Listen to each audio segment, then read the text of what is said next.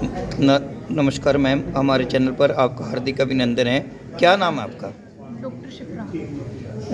Doctor Shukla ji, जो आज रक्तदान देने के लिए आए हैं, तो इनको क्या कहना चाहेंगे इनके बारे में? जो रक्तदान है उसके कई फ़ायदे होते हैं, इसलिए हमें नियमित रूप से रक्तदान करना चाहिए। तो इसके कुछ क्राइटेरिया हैं। अगर हमारी उम्र 18 से 60 वर्ष के बीच में है तो हम रक्तदान कर सकते हैं, और पूरी तरह से स्वस्थ होना चाहिए, किसी प्रकार की कोई मेडिसिन नहीं चलनी चाहिए, और इनका जो हीमोग्लोबिन है वो 12.5 से ऊपर होना चाहिए। कितने लोग रक्तदान कर चुके हैं? अभी तक तो हमारे पास जितने आए हैं लगभग 20 के अराउंड हो चुका है रक्तदान। तो पर समय समय पर आपकी संस्था रक्तदान शिविर लगाती है?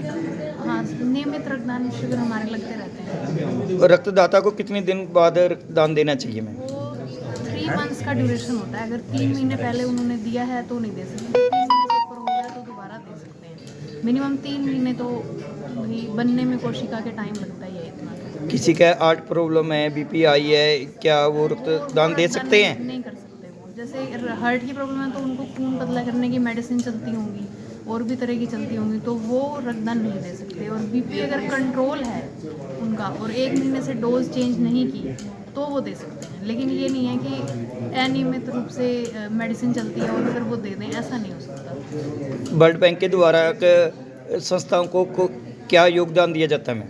क्या रिफ्रेशमेंट के तौर पे? वो तो जो रेड क्रॉस है हमारा, उनका योगदान रहता है इसके अंदर।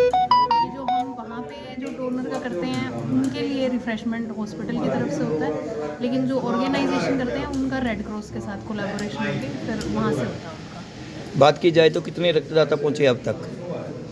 अब तक कुछ तो कईयों का हमारे पास बीपी ज़्यादा पाया गया, कईयों का खून कम पाया गया, कईयों को और दिक्कत थी, तो वो सब मिला के कुछ हमने रोक भी दिए। तो उस हिसाब से 30 के लगभग लोग आए थे। देखने में आया है कई बार रक्तदाता को चक्कर आ जाते हैं रक्तदान देने के बाद, ऐसा कारण क्या होता है मैम? उसके कई कारण होते हैं। एक तो होता है कि जो पहली बार दे रहा है वो थोड़ी घबराहट के कारण हो जाता है। दूसरा, जिसने कुछ खाना पीना नहीं खा रखा था प्रॉपर, उस कारण हो जाता है। कई बार रक्तदान देते ही वो रेस्ट के लिए बोला जाता है, वो लेकिन मानते नहीं और एकदम से खड़े हो जाते हैं, उस कारण वॉल्यूम लो हो जाता है। ये सारे रीज़न हैं।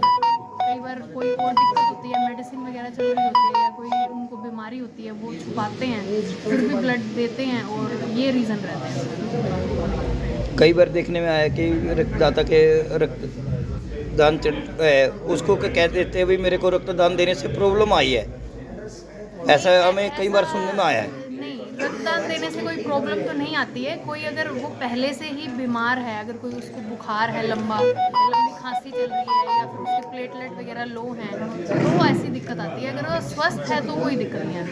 प्रॉपरली लिया जाए तो उसमें कोई दिक्कत नहीं आती। मतलब उसका बीपी वगैरह HB अगर कम है, अगर उसने दे दिया तो दिक्कत आएगी। नॉर्मल व्यक्ति अगर देता है तो नहीं आती।